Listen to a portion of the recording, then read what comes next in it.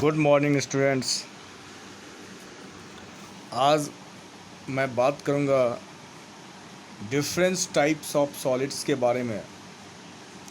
जैसा कि पहले आपने पढ़ा जो क्रिस्टलाइन सॉलिड्स के क्या क्या टाइप होते हैं।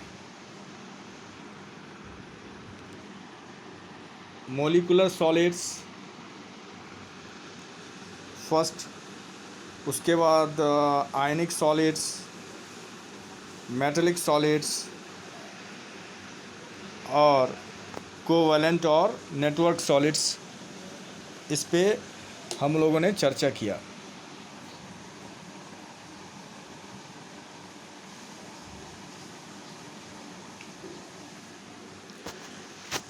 आज हम लोग टेबुलर फॉर्म में इस पर डिस्कस करेंगे। सबसे पहले देखिए टेबल को ध्यान से। टाइप ऑफ सॉलिड, सेकंड में कंस्टिट्यूएंट पार्टिकल्स, उसके बाद बॉन्डिंग और एट्रैक्टिव फोर्सेस, किस तरह का बाइंडिंग है, किस तरह का फोर्सेस पार्टिकल्स के बीच में लगते हैं। फिर हम बात करेंगे एग्जाम्पल के बारे में, फिजिकल नेचर कैसा है, इलेक्ट्रिकल कंडक्टिविटी किस तरह का है, कंडक्टर है या फिर इंसुलेटर है, और फिर मेल्टिंग पॉइंट। ये टेबल बहुत ही इम्पोर्टेंट है, इस पे आप लोग ध्यान दोगे बच्चों। तो सबसे पहले आइए type of solid, molecular solids. इसमें 3 टाइप्स हैं: non polar, polar and hydrogen bonded.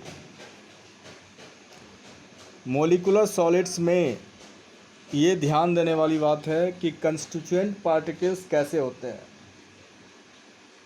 Constituent particles molecules ही होगा, है ना। मॉलिक्यूल्स आपको पता ही है, मॉलिक्यूल्स किसे कहते हैं। Group of atom is called molecules. 2 या 2 से अधिक एटम्स को मिलने पर मॉलिक्यूल्स बनते हैं। सपोज दैट, मान लीजिए हाइड्रोजन है, हाइड्रोजन गैस। तो हाइड्रोजन सिंबल तो होता है H, बट हाइड्रोजन गैस में नंबर ऑफ एटम कितने होते हैं हाइड्रोजन के? 2 होते हैं, यानी वो 1 मॉलिक्यूल ऑफ हाइड्रोजन गैस हो गया। जैसे पानी है, वाटर है, वाटर में कौन कौन से एलिमेंट होते हैं? हाइड्रोजन और ऑक्सीजन। हाइड्रोजन के 2 एटम, ऑक्सीजन के 1 एटम, ये मिलकर होता है वाटर, यानी 1 मॉलिक्यूल ऑफ वाटर। इस बात पर ध्यान रखें। अब आइए bonding attractive forces.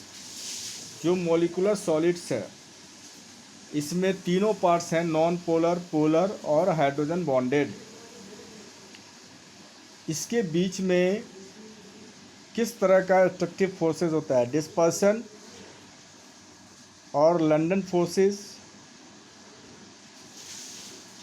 Non polar में। उसके बाद पोलर वाले में डाइपोल डाइपोल इंटरेक्शंस, और हाइड्रोजन बॉन्डेड में हाइड्रोजन बॉन्डिंग। देखिए यहाँ पे फोर्स के बारे में जब बात करेंगे तो तीनों सब डिवीज़न, यानी मॉलिक्यूलर सॉलिड्स के 3 पार्ट्स हैं: non polar, polar, hydrogen bonded. इसमें कंस्टिट्यूएंट पार्टिकल्स जो है सभी में मॉलिक्यूल्स ही होंगे, बट बॉन्डिंग एट्रैक्टिव फोर्सेस तीनों में अलग अलग है। नॉन पोलर में डिस्पर्सन और लंडन फोर्सेस, पोलर में डाइपोल डाइपोल इंटरेक्शंस, इस पे ध्यान रखेंगे। हाइड्रोजन बॉन्डेड में हाइड्रोजन बॉन्डिंग। अगर बच्चों ठीक से आप अगर इस वीडियो को सुने तो आपको ऐसे ही याद हो जाएंगे। अब देखिए एग्ज़ाम्पल के बारे में जब हम बात करें तो नॉन पोलर जो है वो आपको उसमें क्या क्या आएगा। नॉन पोलर वाले में आपको आएगा जैसे आर्गन, CCl4, कार्बन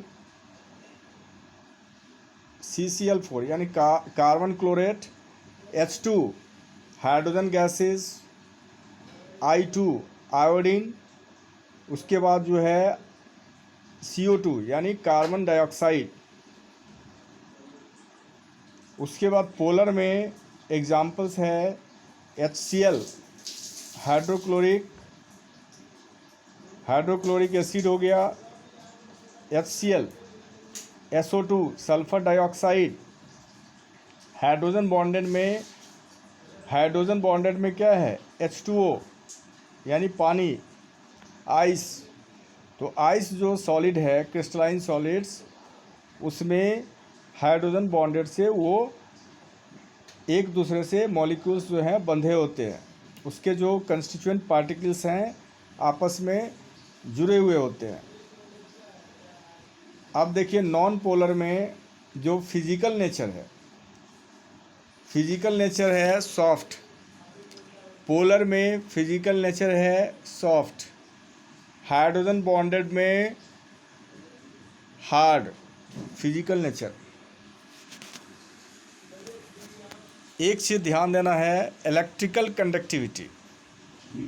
अब यहाँ पर देखिए जो मॉलिक्यूलर सॉलिड्स है उसमें जो सब डिवीज़न है नॉन पोलर, इसके इलेक्ट्रिकल कंडक्टिविटी इंसुलेटर है, यानी इलेक्ट्रिक करंट जो है पास नहीं करेगा। और पोलर में भी इंसुलेटर, हाइड्रोजन बॉन्डेड में भी इंसुलेटर है।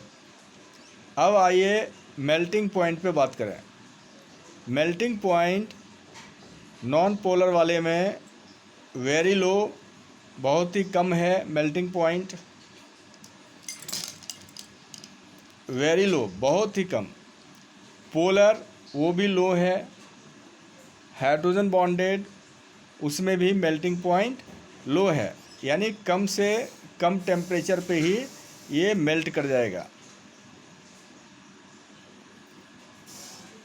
तो इसमें ध्यान देना है किसके क्या एग्जाम्पल हैं, ठीक है। तो नॉन पोलर में पता ही चल गया, argon, CCl4, H2, I2, CO2। Polar में HCl, SO2, ठीक है। डाइपोल इंटरेक्शंस फोर्सेस होते हैं। और हाइड्रोजन बॉन्डेड में H2O आइस। तो इसको अच्छे ढंग से पढ़ना है। अब आइए सेकंड, आयनिक बॉन्ड्स में कंस्टिट्यूएंट पार्टिकल्स क्या होते हैं, आयंस के बारे में आपको पता ही है। आयंस क्या होता है, cation, anion. Cation means positive ion, और एनायन का मतलब होता है निगेटिव, ठीक है। बॉन्डिंग अट्रैक्टिव फोर्सेस, कोलम्बिक और इलेक्ट्रोस्टैटिक फोर्स होते हैं इसमें, इसको कोलम्बिक भी बोलते हैं। और इसके एग्जाम्पल हैं NaCl sodium chloride, magnesium oxide MgO, ZnS zinc sulphate, और फिर आपको CaF2 कैल्शियम फ्लोरीन। तो अब इसमें ध्यान देना है, जैसे NaCl है, NaCl एक एग्जाम्पल देखें। Na का एटॉमिक नंबर क्या होता है, Na का एटॉमिक नंबर 11 होता है, ठीक है। तो इसके आउटर मोस्ट ऑर्बिट में जो है 1 इलेक्ट्रॉन जो है 281 यानी 1 इलेक्ट्रॉन है। और Cl क्लोरीन में एटॉमिक नंबर क्या होगा 17, ठीक है। तो 17 यानी 287। ऑक्टेट पूरा करने के लिए दोनों एलिमेंट को कम से कम आउटर मोस्ट ऑर्बिट में 8 चाहिए, और वो एक्सचेंज करेगा। जैसे सोडियम 1 दे दिया, 1 इलेक्ट्रॉन दे दिया अगर मान लो, तो सोडियम क्या हो गया पॉजिटिव आयन यानी कैटायन, और क्लोरीन जो है 1 ले लेगा, क्योंकि उसके आउटरमोस्ट ऑर्बिट में 7 इलेक्ट्रॉन है, तो 1 ले लेगा तो 8 बन जाएगा। इस तरह से वो कैटायन एनायन बॉन्डिंग से, यानी आयनिक बॉन्ड से ये क्या हो जाएगा, एक दूसरे से जुड़ जाएगा। ठीक है, आयनिक बॉन्ड्स यानी इलेक्ट्रोस्टैटिक फोर्सेस, इसमें इलेक्ट्रोस्टैटिक फोर्स लगता है, कैटायन एनायन।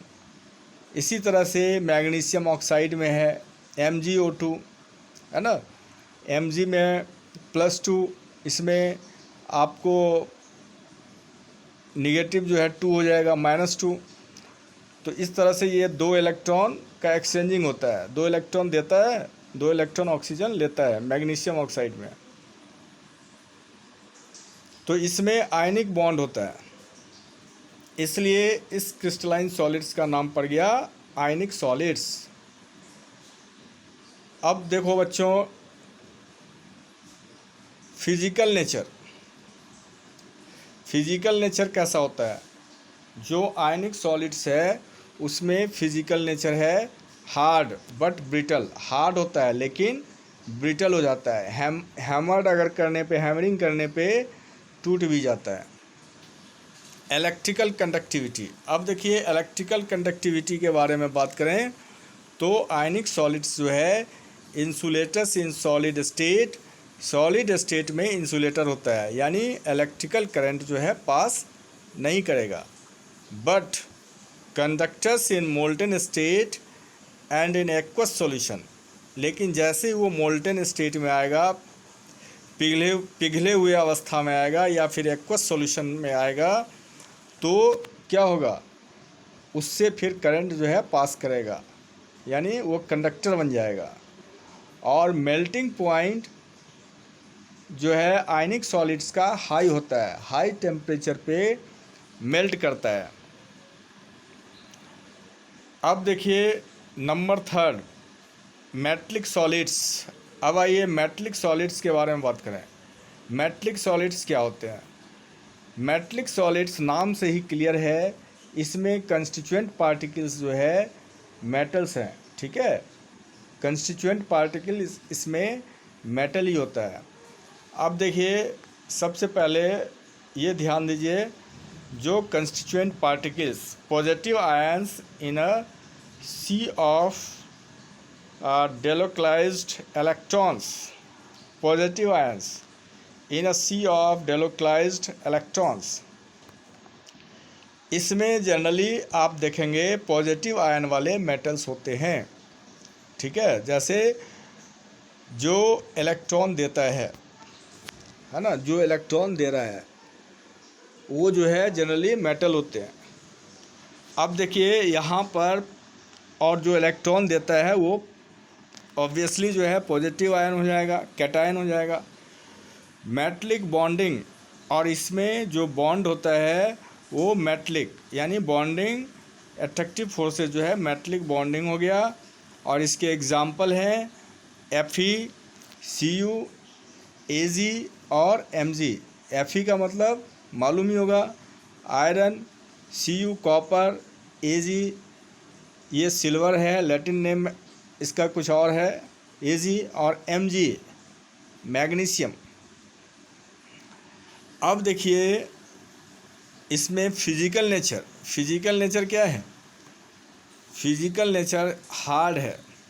ठीक है, जो मेटलिक सॉलिड्स होते हैं फिजिकल नेचर इसका हार्ड होगा, बट मैलिएबल एंड डक्टाइल, ये मेटल्स के जो प्रॉपर्टीज़ होते हैं मैलिएबल और डक्टाइल, इसको शो करता है। तो हार्ड होगा लेकिन मैलिएबल है, इसका जो है शीट्स बन सकते हैं, और डक्टाइल, इससे वायर भी जो है आपको ड्रॉन किए जा सकते हैं, मतलब इसमें एक तार जो है ये बनाए जा सकते हैं। जैसे एज़ फॉर एग्ज़ाम्पल गोल्ड हो गया, है ना, सिल्वर हो गया।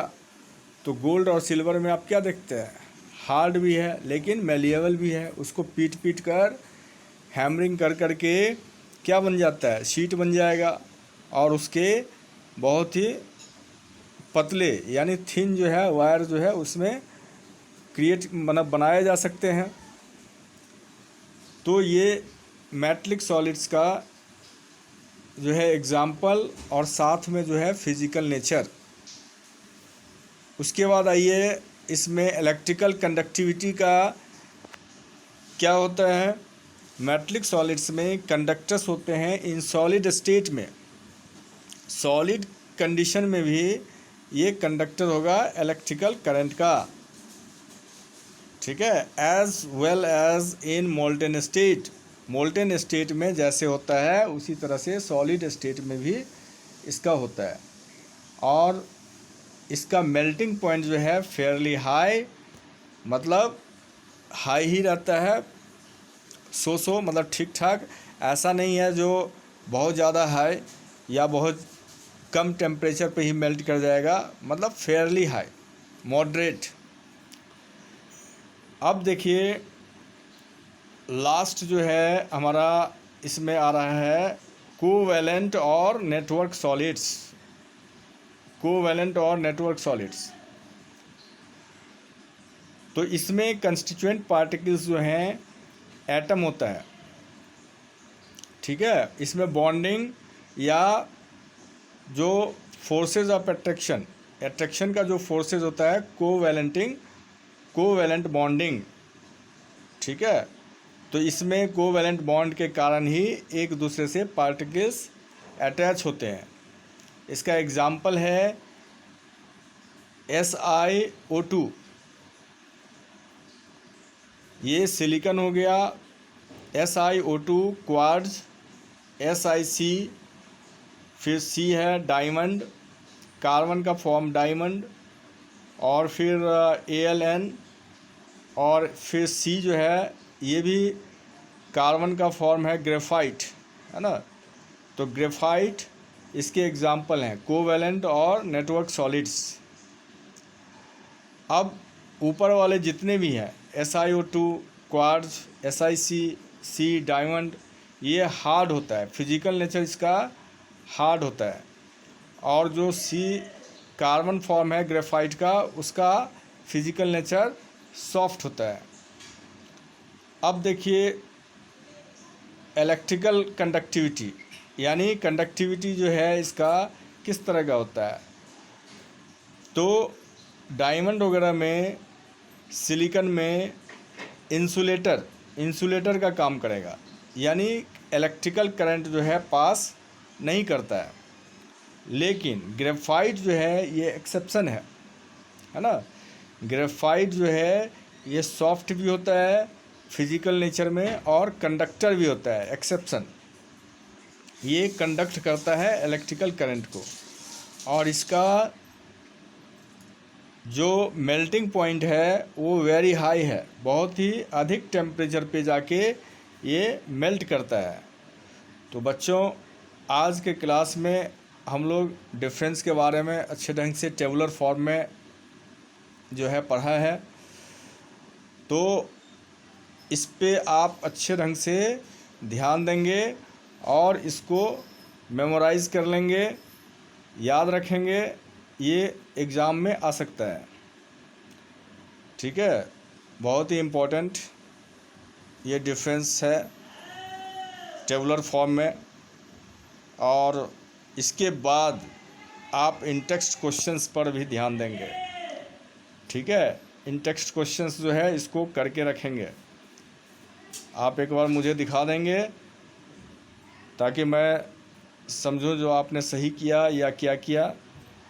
उसके बाद नेक्स्ट क्लास में हम लोग नेक्स्ट टॉपिक जो है करेंगे crystal lattices and unit sales के बारे में डिस्कस करेंगे। तब तक के लिए आज इतना ही। Okay, thank you.